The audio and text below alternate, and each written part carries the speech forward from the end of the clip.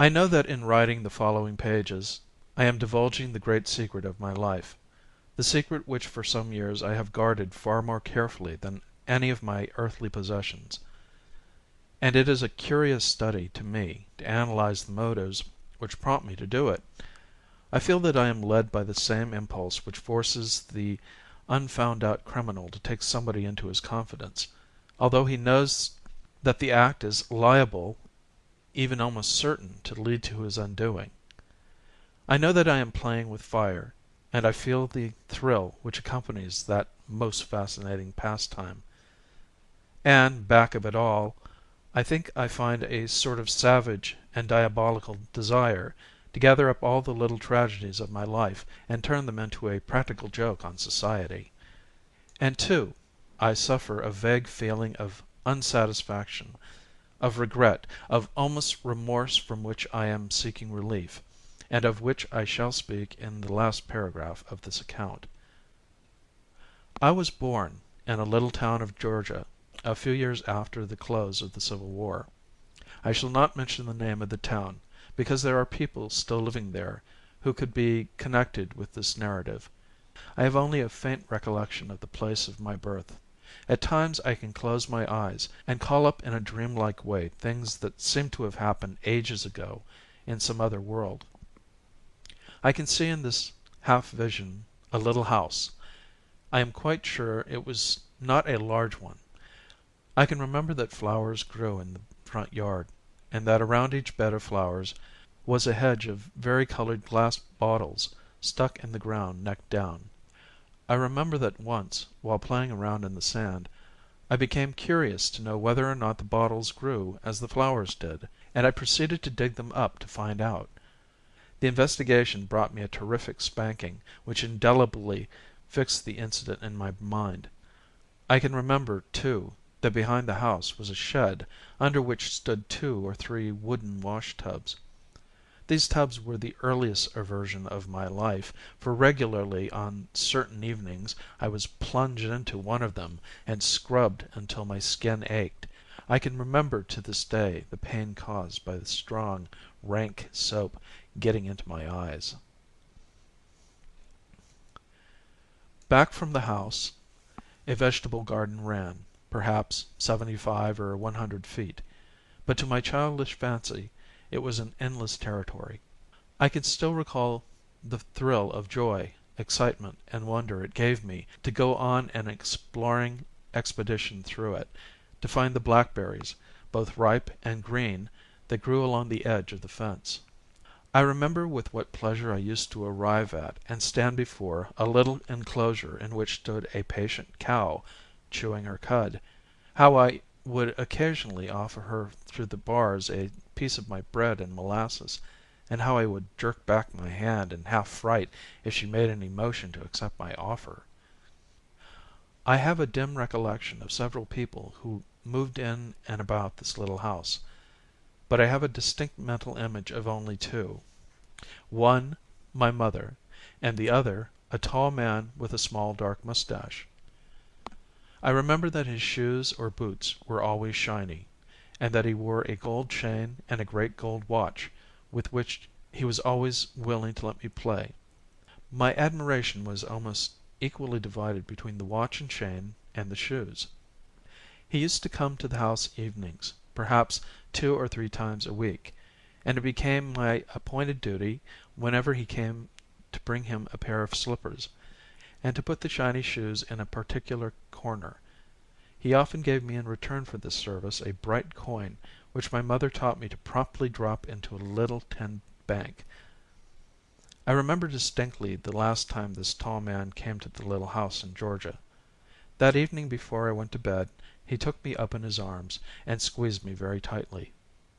My mother stood behind his chair, wiping tears from her eyes. I remember how I sat upon his knee and watched him laboriously drill a hole through a $10 gold piece, and then tie the coin around my neck with a string. I have worn that gold piece around my neck the greater part of my life, and still possess it, but more than once I have wished that some other way had been found of attaching it to me besides putting a hole through it. On the day after the coin was put around my neck, my mother and I started on what seemed to be an endless journey. I knelt on the seat and watched through the train window the corn and cotton fields pass swiftly by until I fell asleep. When I fully awoke, we were being driven through the streets of a large city, Savannah. I sat up and blinked at the bright lights. At Savannah we boarded a steamer which finally landed us in New York. From New York we went to a town in Connecticut which became the home of my boyhood. My mother and I lived together in a little cottage which seemed to me to be fitted up almost luxuriously. There were horsehair covered chairs in the parlor and a little square piano. There was a stairway with red carpet on it leading to a half second story. There were pictures on the walls and a few books in a glass-doored case. My mother dressed me very neatly, and I developed that pride which well-dressed boys generally have. She was careful about my associates, and I myself was quite particular. As I look back now, I can see that I was a perfect little aristocrat. My mother rarely went to anyone's house, but she did sewing, and there were a great many ladies coming to our cottage. If I were around they would generally call me, and ask me my name and age, and tell my mother what a pretty boy I was. Some of them would pat me on the head and kiss me. My mother was kept very busy with her sewing. Sometimes she would have another woman helping her. I think she must have derived a fair income from her work. I know, too, that at least once each month she received a letter. I used to watch for the postman, get the letter, and run to her with it. Whether she was busy or not, she would take it and instantly thrust it into her bosom. I never saw her read one of them. I knew later that these letters contained money, and what was to her more than money. As busy as she generally was, she, however, found time to teach me my letters and figures and how to spell a number of easy words. Always on Sunday evenings she opened the little square piano and picked out hymns. I can recall now that whenever she played hymns from the book her tempos were always decidedly largo. Sometimes on other evenings, when she was not sewing, she would play simple accompaniments to some old Southern songs which she sang. In these songs she was freer, because she played them by ear. Those evenings on which she opened the little piano were the happiest hours of my childhood. Whenever she started toward the instrument, I used to follow her with all the interest and irrepressible joy that a pampered pet dog shows when a package is opened in which he knows there is a sweet bit for him. I used to stand by her side, and often interrupt and annoy her by chiming in with strange harmonies which I found either on the high keys of the treble or low keys of the bass. I remember that I had a particular fondness for the black keys. Always on such evenings, when the music was over, my mother would sit with me in her arms, often for a very long time.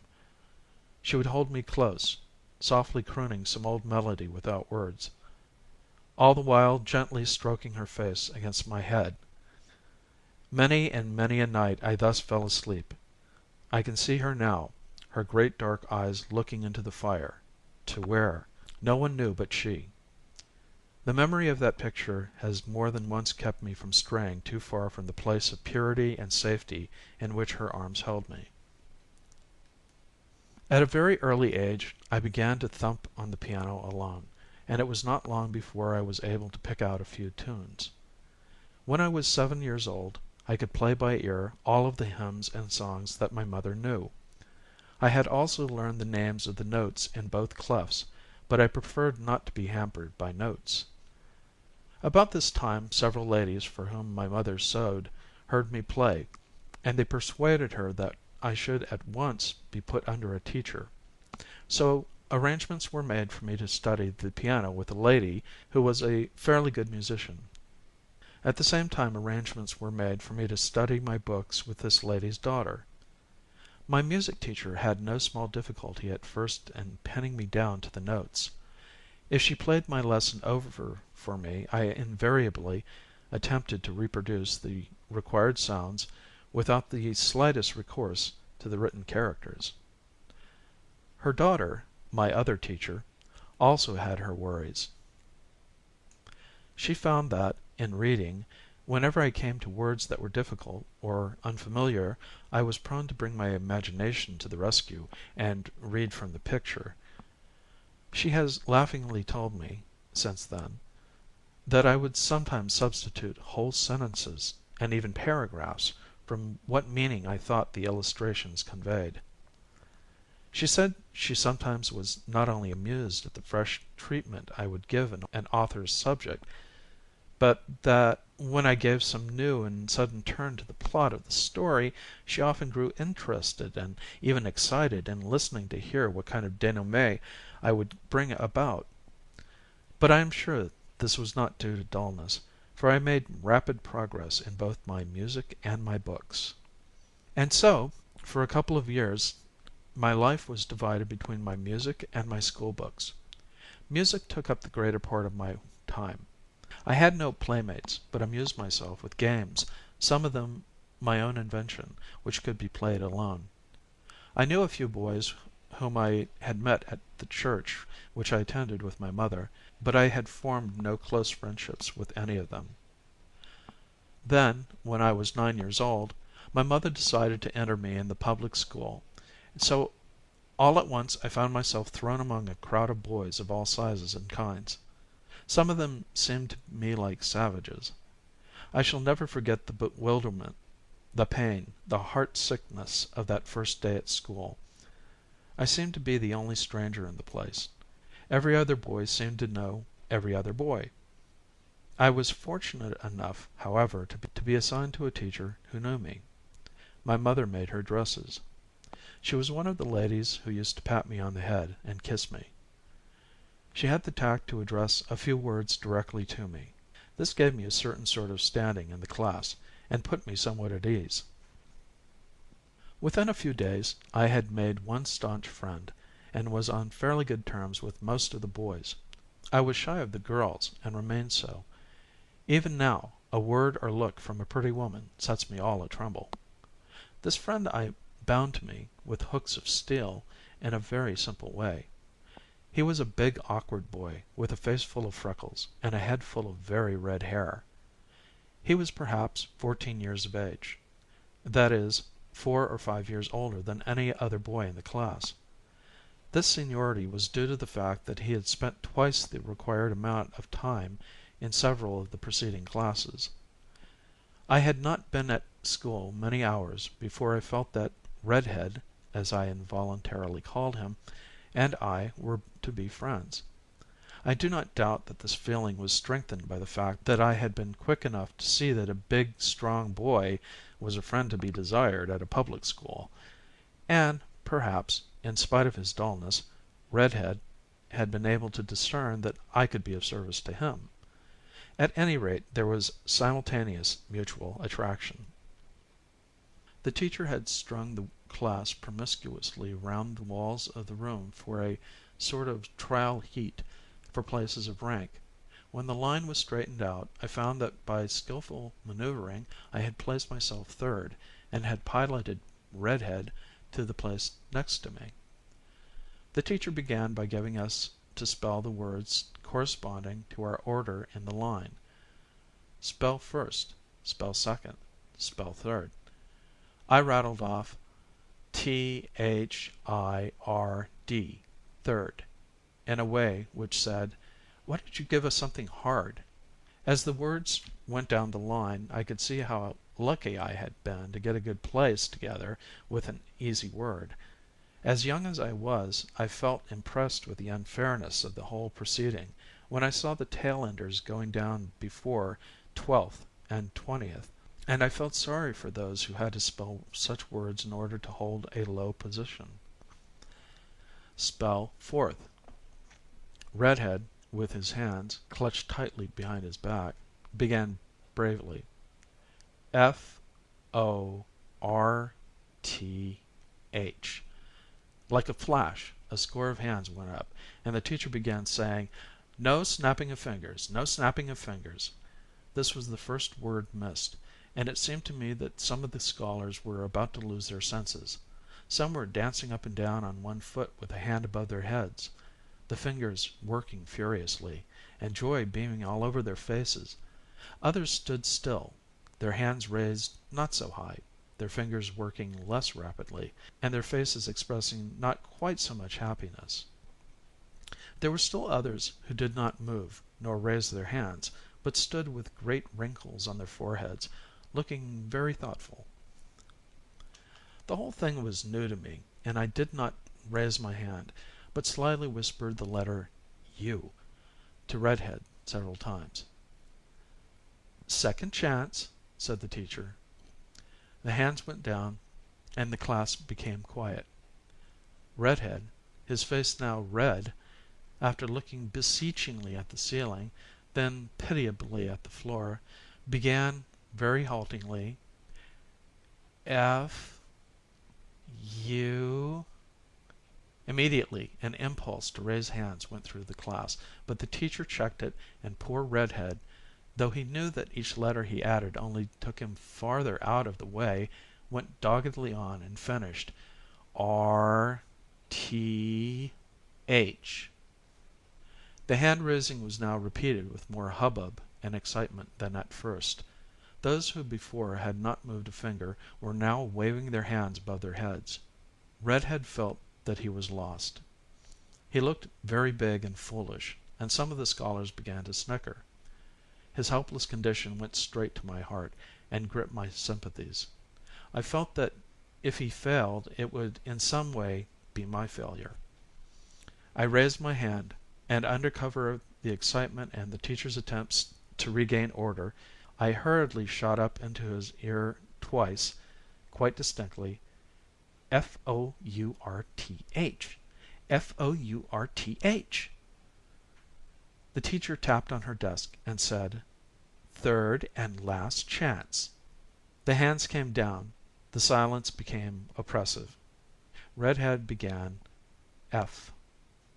Since that day I have waited anxiously for many a turn of the wheel of fortune, but never under greater tension than I watched for the order in which those letters would fall from Red's lips. O-U-R-T-H.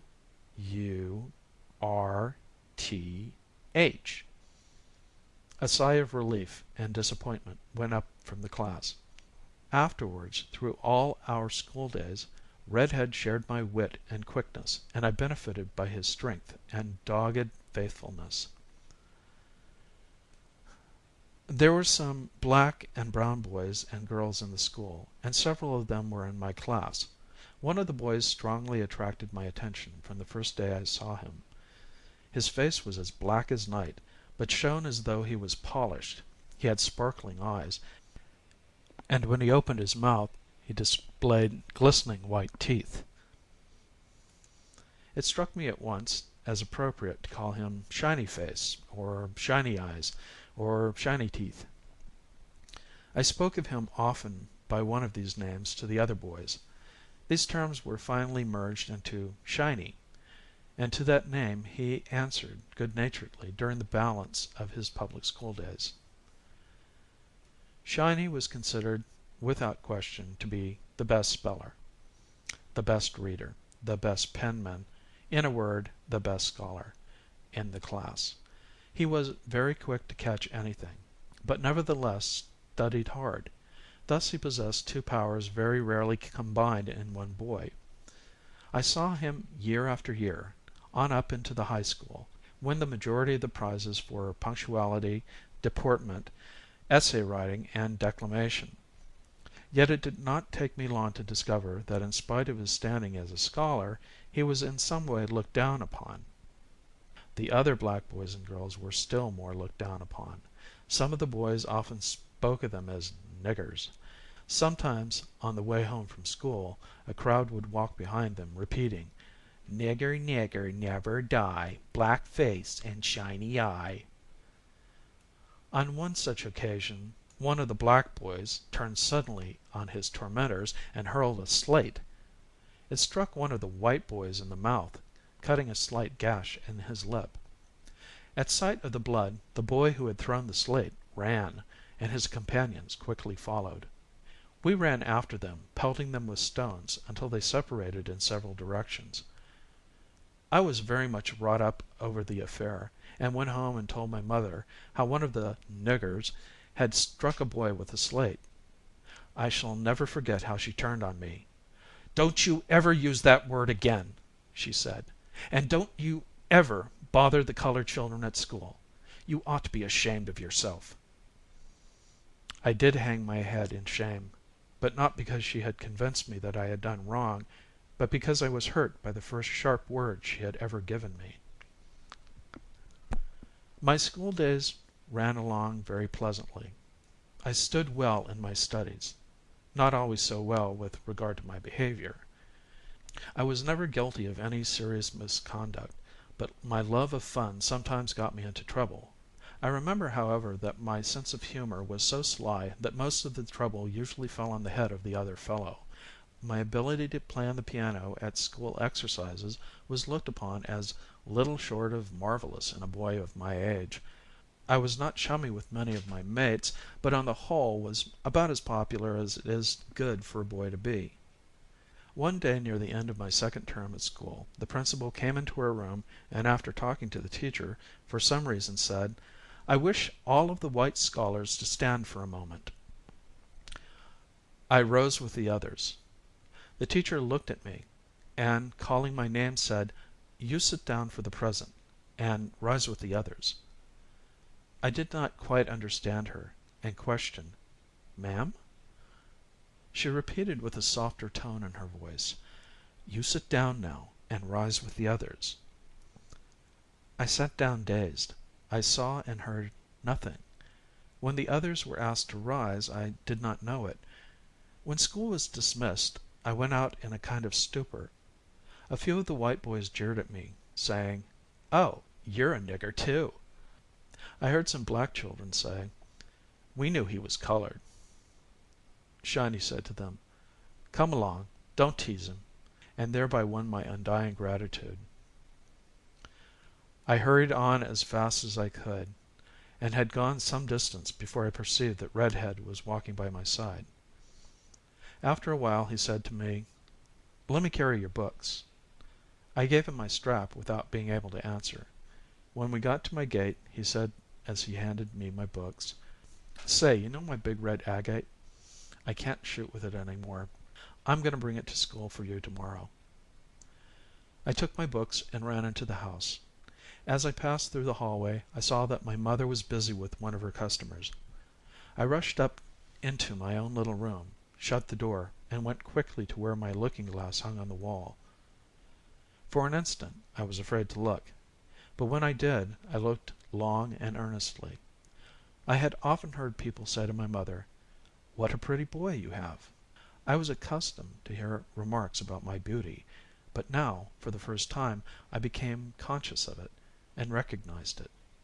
I noticed the ivory whiteness of my skin, the beauty of my mouth, the size and liquid darkness of my eyes, and how the long black lashes that fringed and shaded them produced an effect that was strangely fascinating, even to me. I noticed the softness and glossiness of my dark hair that fell in waves over my temples, making my forehead appear whiter than it really was. How long I stood there gazing at my image I do not know. When I came out and reached the head of the stairs, I heard the lady who had been with my mother going out. I ran downstairs and rushed to where my mother was sitting with a piece of work in her hands. I buried my head in her lap and blurted out, "Mother, mother, tell me, am I a nigger?" I could not see her face, but I knew the piece of work dropped to the floor, and I felt her hands on my head. I looked up into her face and repeated, "Tell me, mother, am I a nigger?" There were tears in her eyes, and I could see that she was suffering for me. And then it was that I looked at her critically for the first time. I had thought of her in a childish way only as the most beautiful woman in the world. Now I looked at her, searching for defects. I could see that her skin was almost brown, that her hair was not so soft as mine, and that she did differ in some way from the other ladies who came to the house. Yet, even so, I could see that she was very beautiful, more beautiful than any of them. She must have felt that I was examining her, for she hid her face in my hair and said with difficulty: "No, my darling, you are not a nigger." She went on: "You are as good as anybody. If anyone calls you a nigger, don't notice them." But the more she talked the less was I reassured, and I stopped her by asking: "Well, mother, am I white? Are you white?" She answered tremblingly: "No, I am not white, but your father is one of the greatest men in the country. The best blood of the South is in you." This suddenly opened up in my heart a fresh chasm of misgiving and fear, and I almost fiercely demanded: "Who is my father? Where is he?" She stroked my hair and said: "I'll tell you about him some day." I sobbed: "I want to know now." She answered: "No, not now." Perhaps it had to be done, but I have never forgiven the woman who did it so cruelly. It may be that she never knew that she gave me a sword thrust that day in school which was years in healing.